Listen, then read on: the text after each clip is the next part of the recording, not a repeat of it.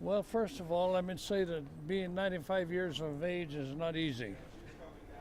Today we're going to go meet a friend of mine. Him and I flew on my 50th bombing mission,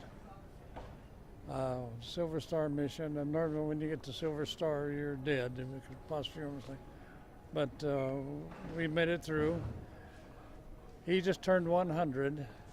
He's a lawyer, has his offices in Kentucky. And him and I are going to be doing a program together at two different cemeteries, and then we're going to ride in a big parade. Then we're going to go up to Dayton, Ohio, to see the Memphis Belle and all that stuff. So, but him and I have never met, and we was 30 feet apart. And he was up as a co-pilot, and I was back as a gunner, and been the waist of the airplane. Talk a little bit about the mission from 75 years ago. Or that mission, we were going up to Vienna. It was the second highest defended target in the war. Winter Neustadt was where it was at, really. And the 15th Air Force called that mission off, and we did not get the message of 28 planes in our group. So we're going on up to Vienna by ourselves, and we knew what was going to happen then, because that's the second highest defended target in the war. We get up there, and the German youth are there, the young kids. They had given them more armor plating around the airplane. They had given them a bigger cannon, and they were brainwashed and told, if you can't shoot that B-17 down, you ram it, you fly through it. And that's what they were trying to do. And the first 8 minutes of that fight, they were 15 in a row, 4 rows high, and here they came. In the first 8 minutes of that fight, 5 of our planes went down. We lost 50 men in the first 8 minutes to these young German youth.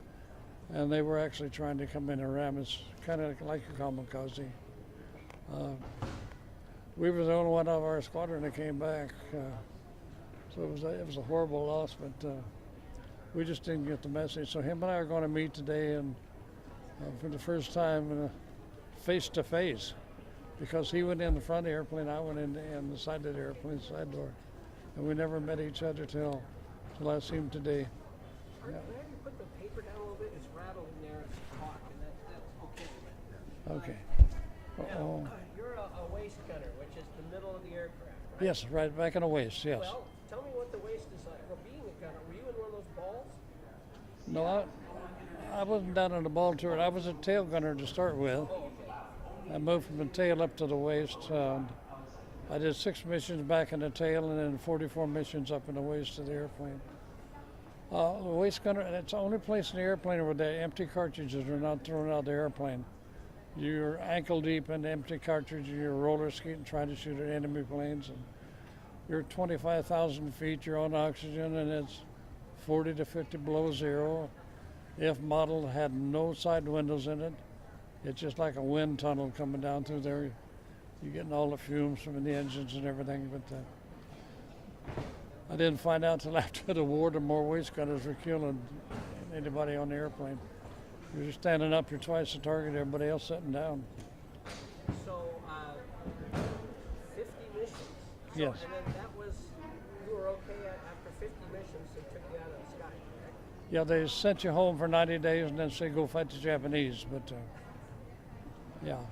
Boy, you gotta wonder, I read a lot of books about that. Is it God? Is it luck? What is it that gets somebody through there? It's like going through a gauntlet and you suddenly wake up and at the 50th, wow, I made it. Yeah, it's made it, yeah.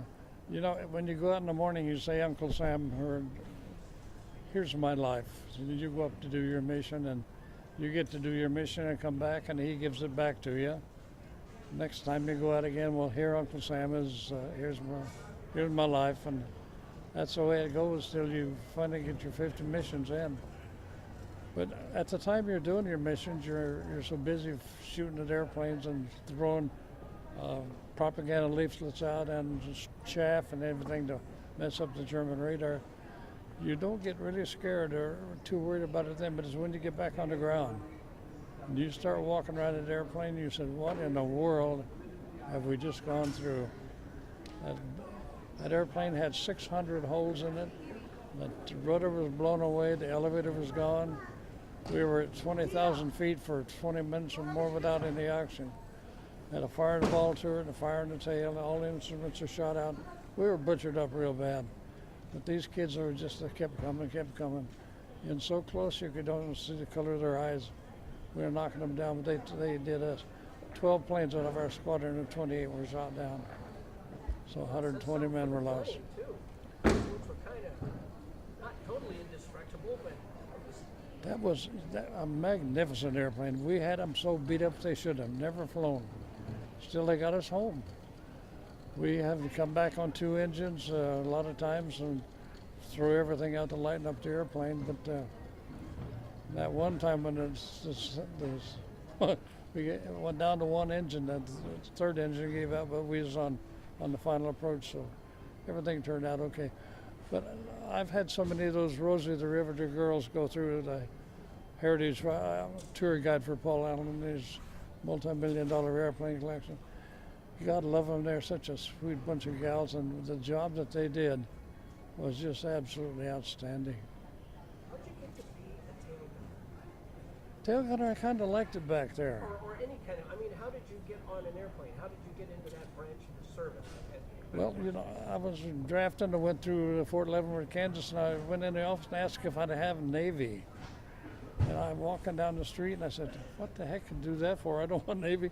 I went back and asked if I could have Air Force, and luckily I got it because the Navy thing wasn't too happy with it because 75% of the Earth's surface is water.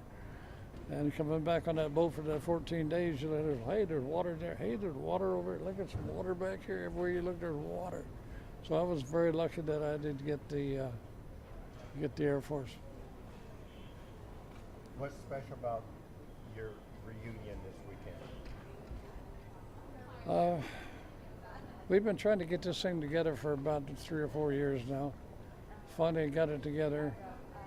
But John is 100 years old. He's getting broke down like my legs are going, and